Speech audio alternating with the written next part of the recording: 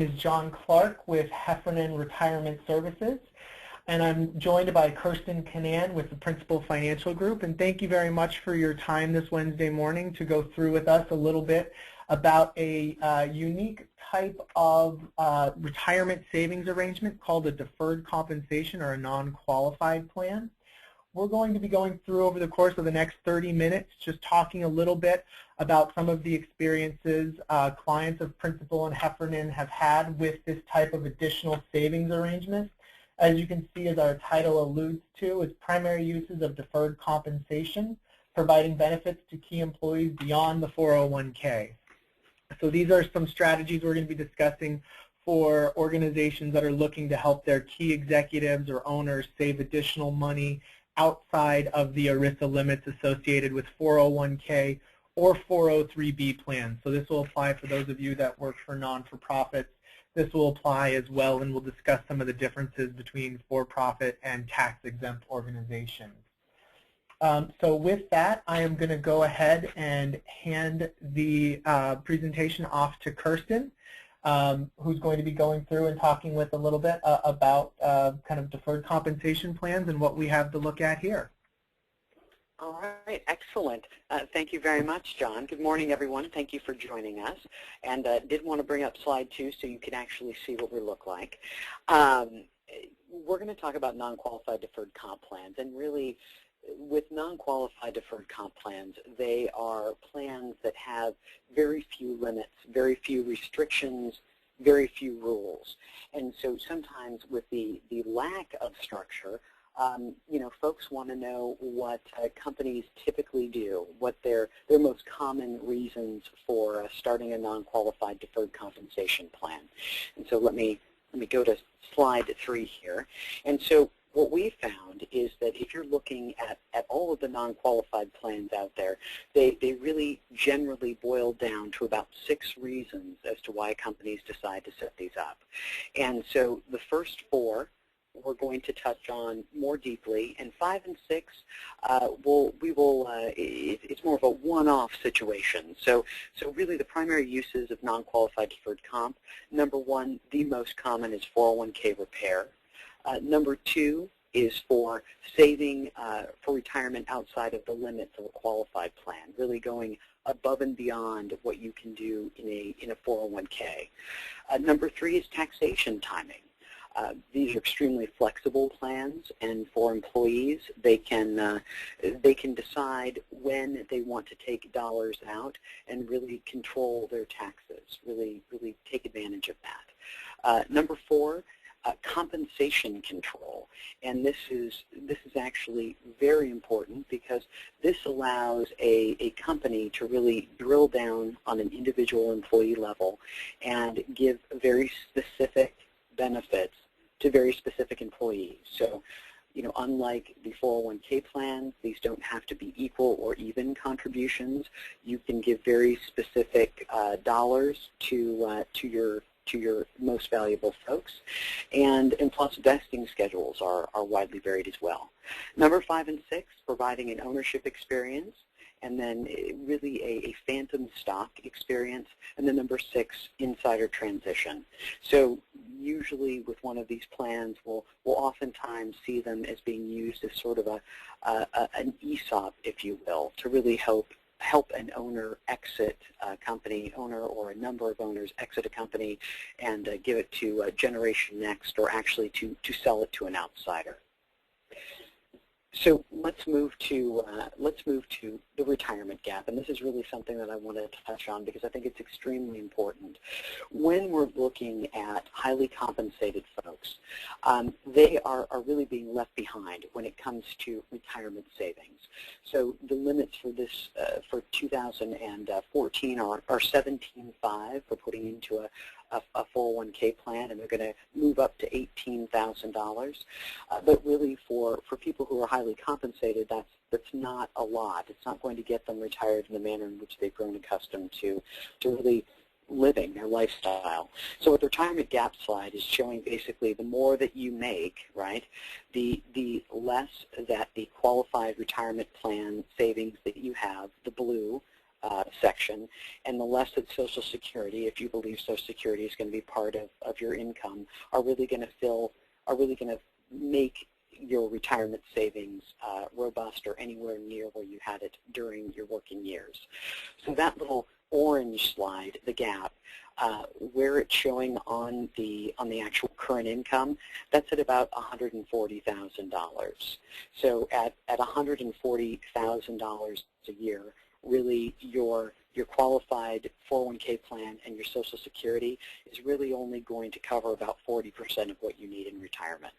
So it's not an outlandish number. It's at 140, and that's where the gap arrows are.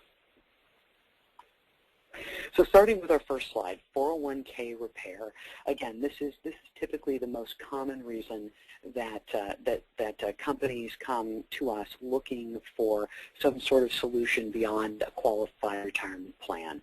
And so with 401k repair, what it allows the company to do is pick and choose individuals, key folks, people in the highly comped arena, to really put away either what is missing from the 401k or really limits above and beyond. And so what that means is that really with 401k repair is the IRS can discriminate against highly compensated employees.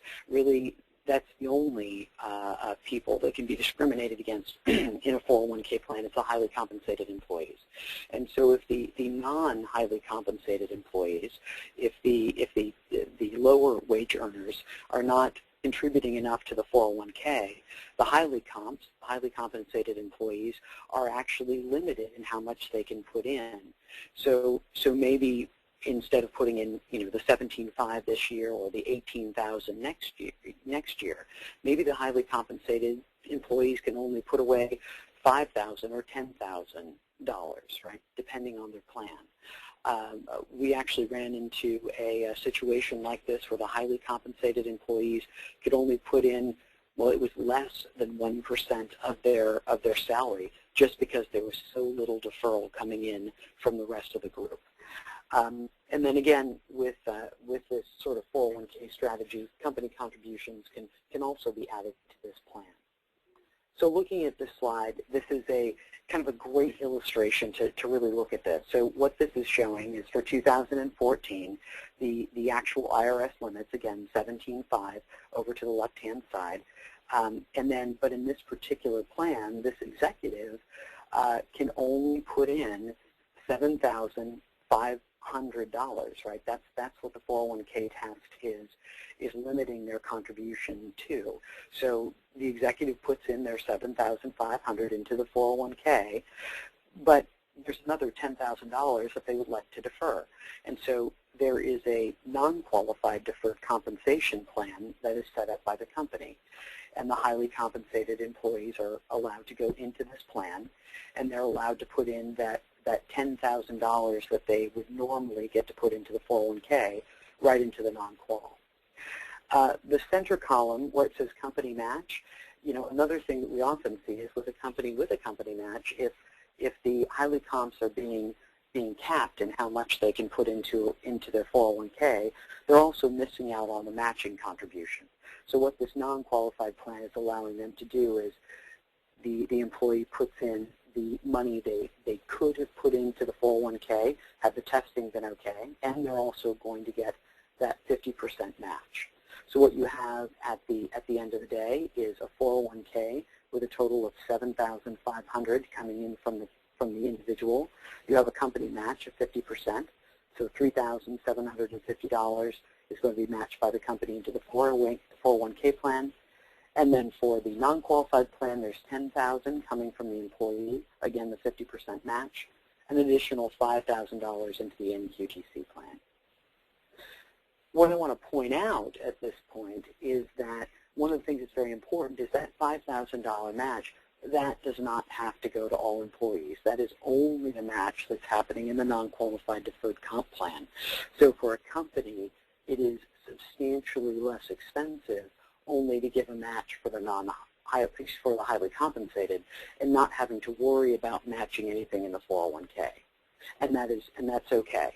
That is absolutely okay. So again, great slide, great illustration, and very helpful when sort of putting this into terms and how this would actually work. Our next slide is on retirement savings. And actually, I'll stop for 1 second. John, did you want to kind of talk about how this has worked for you, the 401k repair? Yeah, absolutely. A lot of times the organizations that we see specifically that have issues are large organization with a few highly compensated employees and a large employee base that is either hourly or transitional labor, making it very difficult to pass the 401k discrimination test. There is the ability to put in a safe harbor plan in the 401k, but can be very difficult. So we've had organizations that have, basically the highly compensated employees are limited, and this $7,500 is generous, have had limits as low as $2,000 that they can stick into the 401k. And it's really been beneficial because it's allowed them to really be their only opportunity, since the rules associated with ERISA have limited the ability of these owners and highly compensated employees to save because of the discrimination test. So we have instances where pretty much the qualified plan is closer to $2,000 going into the qualified, and then in the non-qualified they're able to make salary deferrals, not only equaling out to the $18,000 associated with ERISA in 2015 because that limit's going up, but beyond that as well, and then additional employer contributions. So even for people with less challenging workforces, there is, as Kirsten said, a gap for highly compensated employees, which we use in this scenario defined as people who I think in 2014 is over 115 are going to be limited. So that's where we really look at and have had success with groups that want to save more, but either because of their employee demographics just can't reach that participation level that allows them to save more on a qualified basis, so they start a non-qualified plan. Excellent. Thank you very much, John. And I think it's a really good point to basically make, is that when it comes to additional pre-tax savings, really the only way for your highly compensated this is within a company-sponsored non-qualified plan. This is not something that they could go out and do on their own. This is really something that would really only be a benefit to them if the company decides to put this in place. So they're very popular with the highly compensated group, especially in a 401k revision. So moving on to number 2, retirement savings. And retirement savings is a lot like the 401k repair, but it's talking about really just saving additional money. So maybe there is no repair situation with the 401k. The 401k is passing its testing, and again, the highly compensated employees can put in their $17,500 or $18,000 next year. There's not a problem with that. But again, they are very highly compensated, and they would like to defer more money. And they can't, just by IRS limits. So essentially what this plan, again, it is made as part of the overall benefits package, and only the certain select key employees can go into this, but it allows the employees to save above and beyond the limits. And so again, looking at this slide, it illustrates it quite nicely. And as I mentioned earlier, nothing with these plans have to be equal and even. So you can have plans with a very small number of folks in it. You can have a situation where it's just employees making savings. You can have matches or not, and the matches can be different for each of your executives. So this is showing some of the flexibility of this additional retirement savings. So this company puts together a top hat group, and for this particular company, just for illustration purposes, is quite small. What they do is they segment it into 3 different groups, and so each group has a different tier, a different level of benefit that's coming from the company. So what we're looking at the lower tier, the middle tier, and the top tier, and so these groups are segmented, and each one has a different number, a different amount of money that can actually be contributed. So with the lowest tier, they're allowed to put in an additional $50,000 into the non-qualified plan. So again, this is pre-tax money up to $50,000, and then the company is going to make a match for this lowest tier. They're going to actually put in anything that the employee missed from the 401k match. So again, you can put up to $50,000 of their own money, and then the company is giving a match on top of that. For the middle tier, actually they're allowing the employees to put in an unlimited amount of money, and that's actually a huge distinction, is that there are no limits to the contribution levels that an employee can make if the company allows. So if the company allows it, an employee can technically put in 100% of what they earn into a non-qualified deferred comp plan, and any dollars that go in are not subject to taxation that year. So if you're putting in 50% of your income, you're only being taxed on the remaining 50%. So this middle tier, again, a limited dollars can go into the plan, and then again, the company match is going to be any amount restricted by the qualified plan testing. So they can do whatever they want, but they'll get some amount that they weren't able to get in the qualified plan. Now the top tier, again, they have deferral, it's unlimited, and the company matches on all deferrals. Now I'm assuming the top tier is going to be a fairly small group, but we do have some plans that for, again, a very select number of people, they will have extraordinarily hefty matches, 50 cents on the dollar, dollar for dollar, up to a certain percent.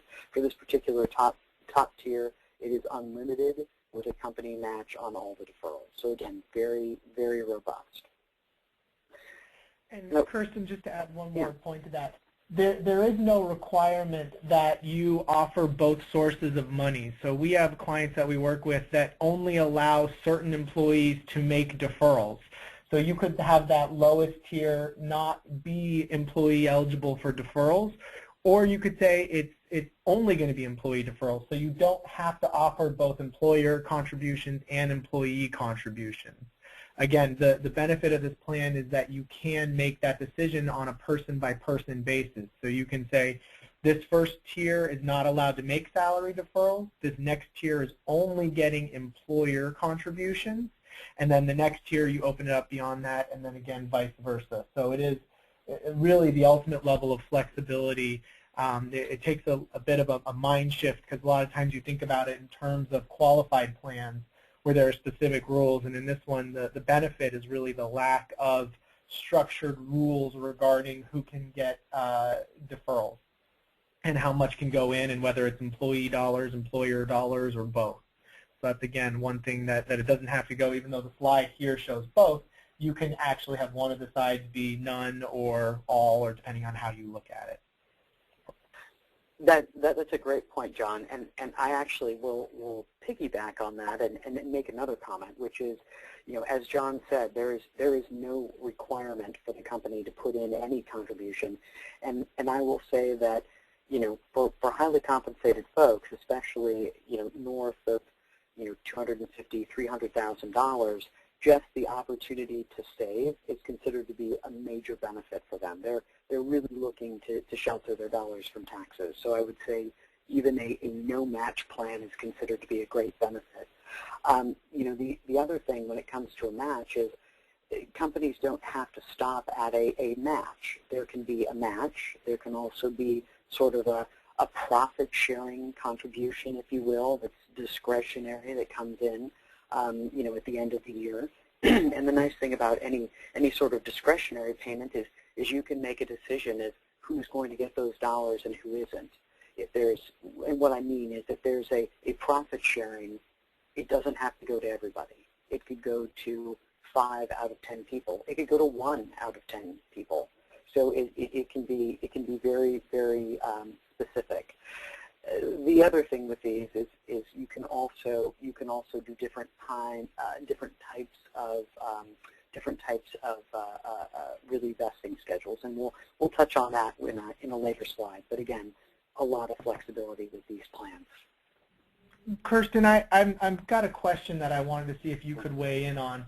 There are some organizations that have employees covered by collective bargaining agreements.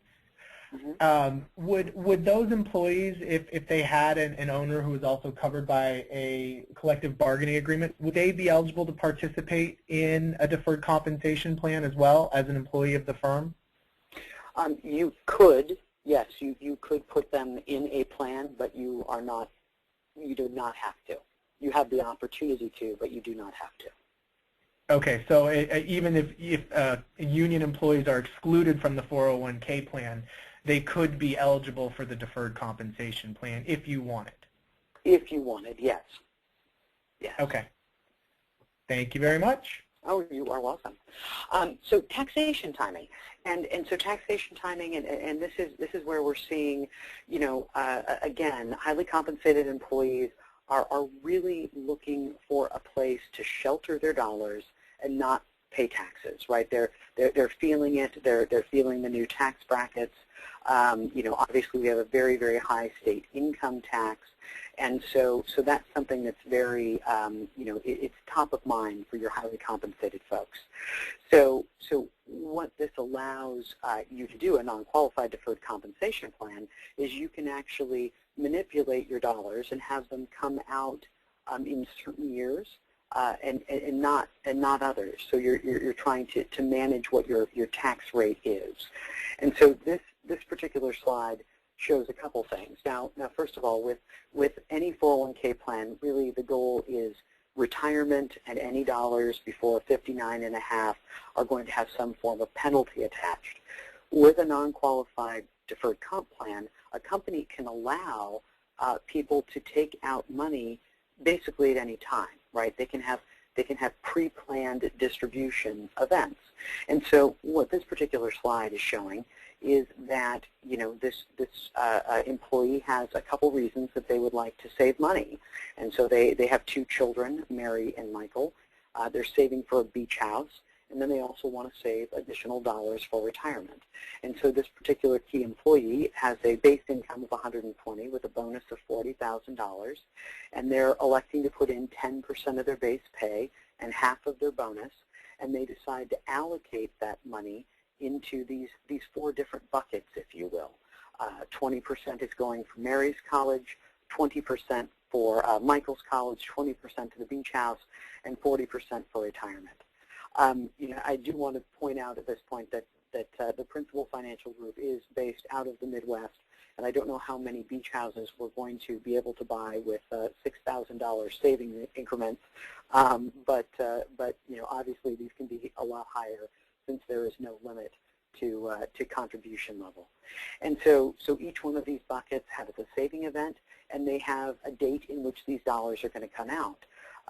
Mary is going to have dollars coming out in 2016, and if you look below that, it says 4 payments, which means that once we come to 2016, there's going to be 4 payments scheduled over 2016, 17, 18, and 19 that are going to help cover Mary's college costs. Same thing happens with Michael in 2018. 4 payments are scheduled. The beach house, they're calling it a one-time event, right? And that is January of 2022. So essentially they're looking to take out money in one payment, and whatever those dollars are, they'll be taxed at. And then finally, the retirement bucket. And so there's no retirement date. It kicks in at the actual event of the employee retiring. And basically they're going to have 7 payments. So they're stretching this out over 7 years. And they're going to have payments coming to them maybe to bridge before they're getting their Social Security payments. So a couple things I want to point out to this. You know, the income tax is payable. Every payment that comes out in this is going to be ordinary income. And I also want to point out another thing specifically to California residents. So one of the things that employees are penalized from is that if you work in the state of California and you've earned your dollars in the state of California, when you retire and if you move to another state, you're still oftentimes going to be paying state income tax in the state of California from your 401k or your pension. When it comes to dollars that are coming out from a non-qualified deferred compensation plan, that's considered to be earned money. You're paying ordinary income at that time. So if, for example, this particular executive that is retiring, if they decide to, let's say, leave the state of California and move to a state like Nevada or Washington or Texas or Florida where there is no state income tax, they don't have to pay state income tax on those distribution payments. So again, if you earn your dollars in California, but you move to a no income tax state, Texas, Nevada, Washington, Florida, for example, you're only going to be paying the federal income tax and basically the state income tax of the state you reside in. So it can be very powerful, especially for residents in California where the state income tax is very high.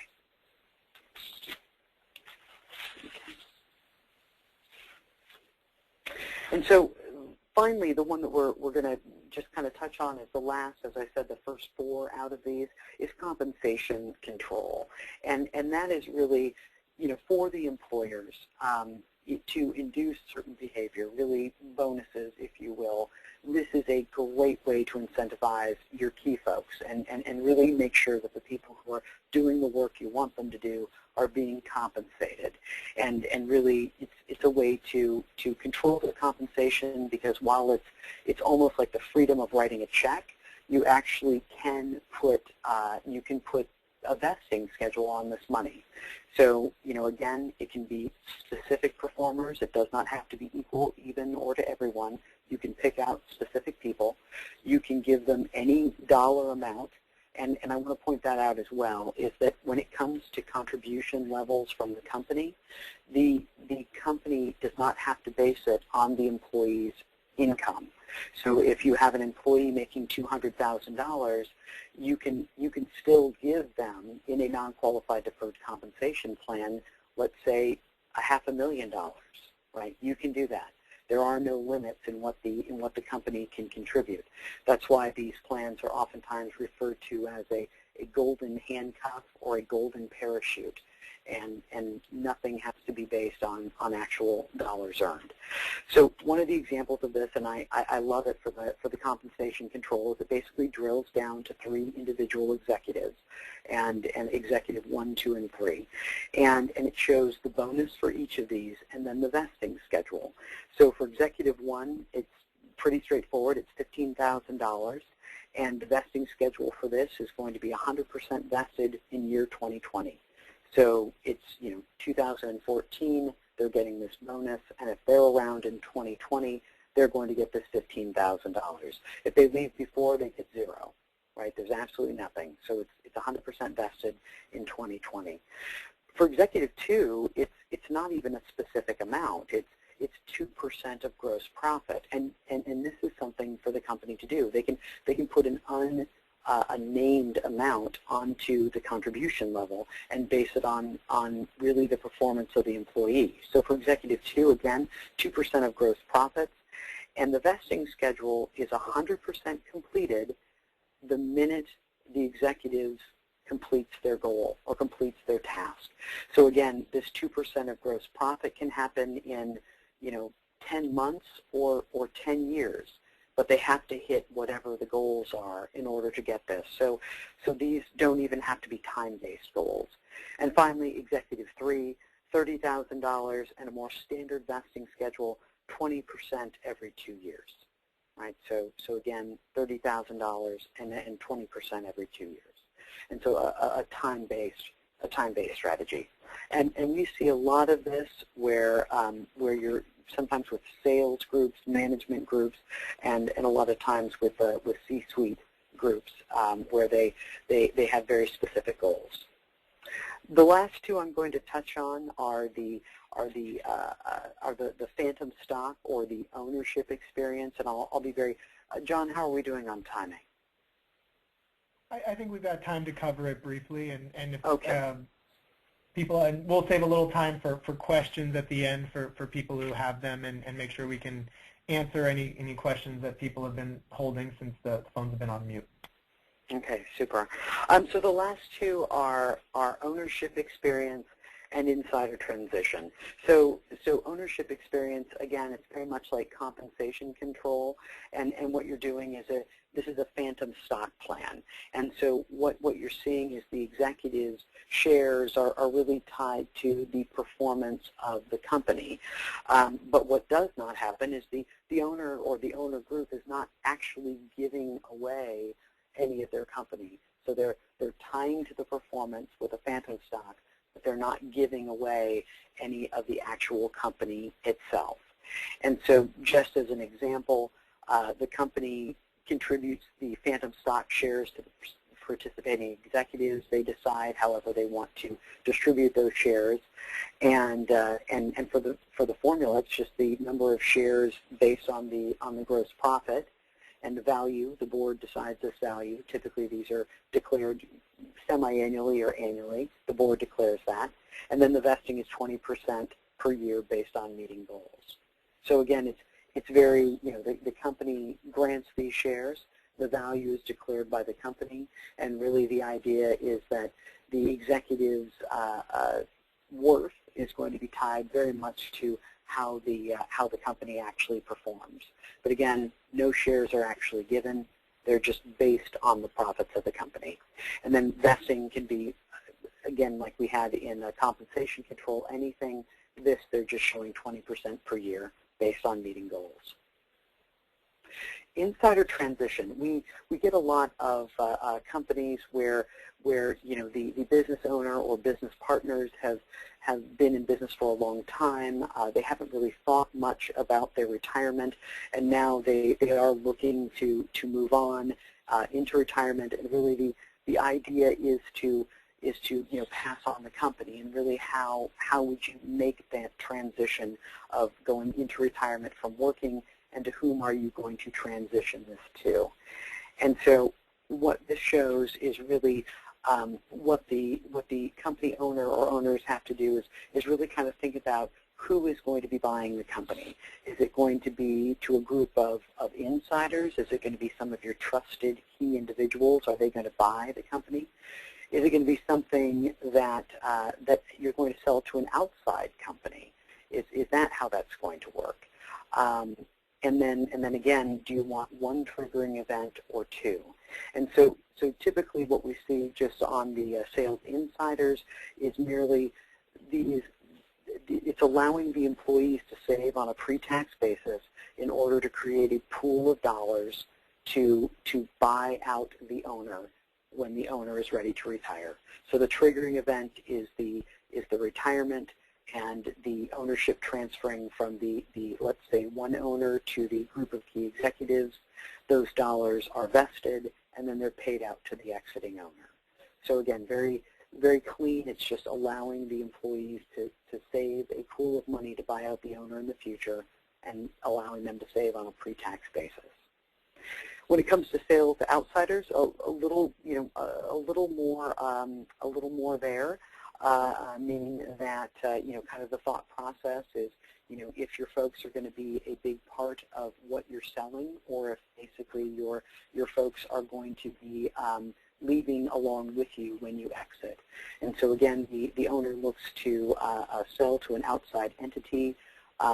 He gives goals, he or she gives goals to the key employees. If the employees make those goals, a pool of dollars is accumulated, and then the triggering event is the sale to the third party. The additional triggering event becomes if it's important for those key employees to stick around. There might be a triggering event being the sale, and then there might be a vesting schedule on top of that. So the sale happens, that triggers one thing, and then maybe there's a 3-year timeline, a 5-year timeline, a 1-year timeline, keeping the folks in their seat.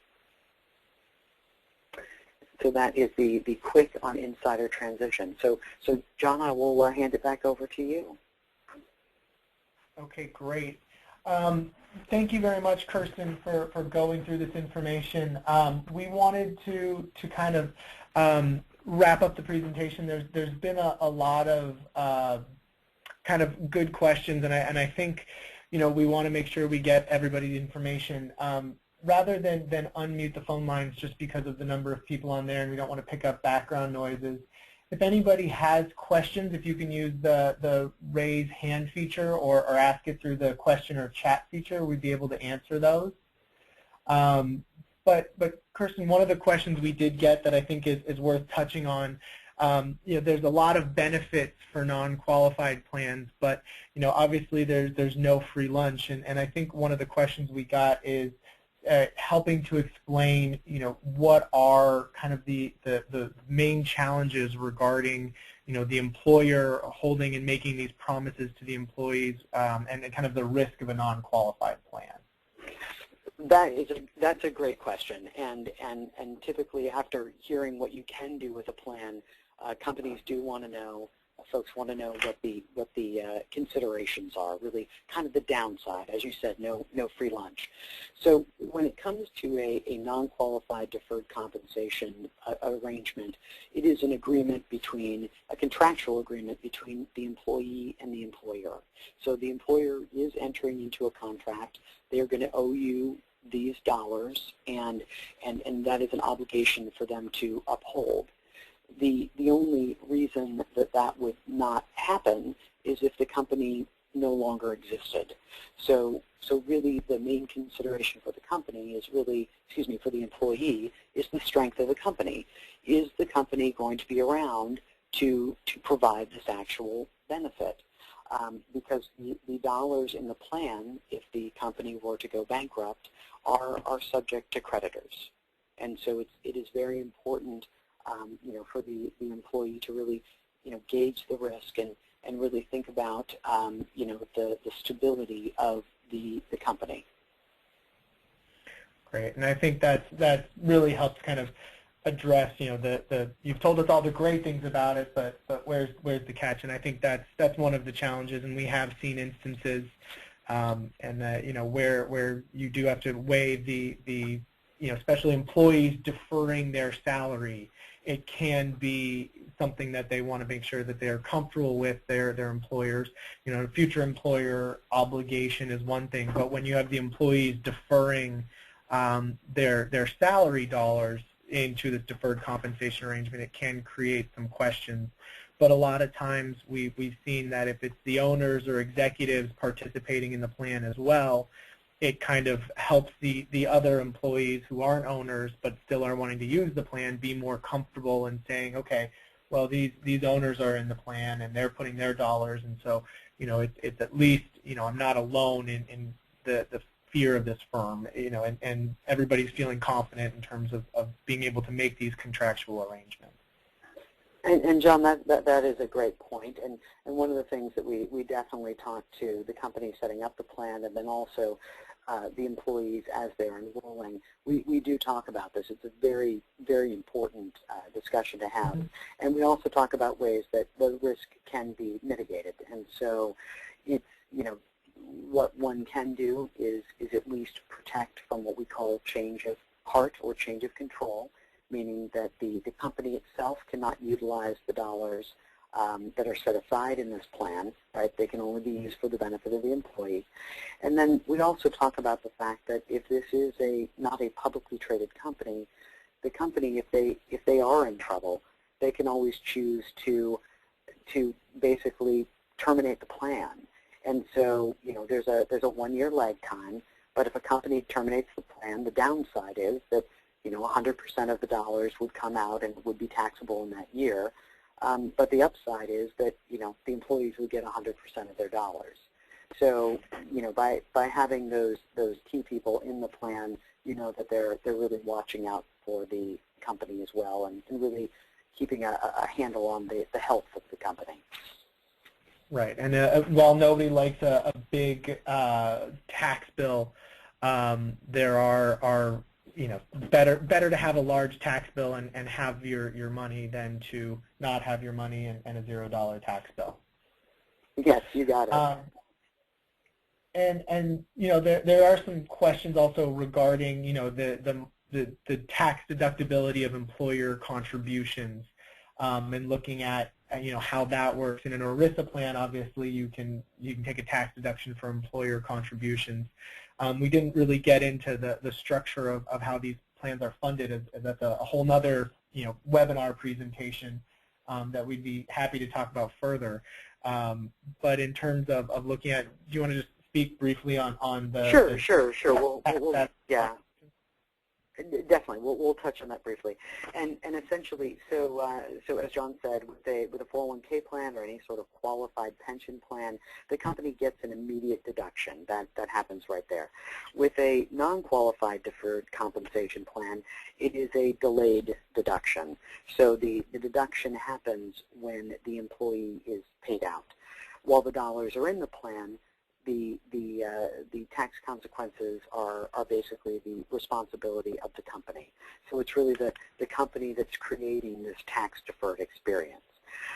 So oftentimes what I'll say to employers is, is it worth it, for example, in talking about deductibility, is it worth it to write a check to an employee, give them a cash bonus, but not have any vesting schedule? Or is it worth it to have a vesting schedule, but wait on the deductibility until the dollars are paid out?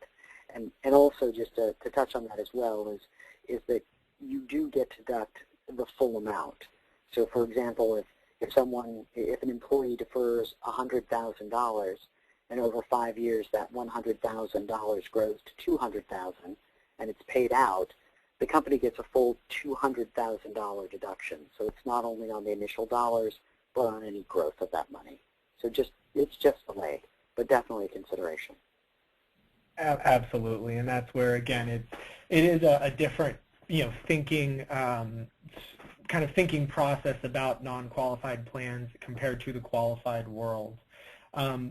So in that, we just want to be cognizant. Kirsten, if you don't mind jumping back to our contact information.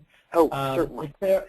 If there are no additional questions, we want to thank you all very much for joining us this morning. We hope you found kind of our quick intro to deferred compensation plans and some of the uses that we've kind of seen being very common for a lot of companies. If you have any questions or would like more information, please feel free to just kind of either send a quick chat on your way out of the presentation. We can send it to you.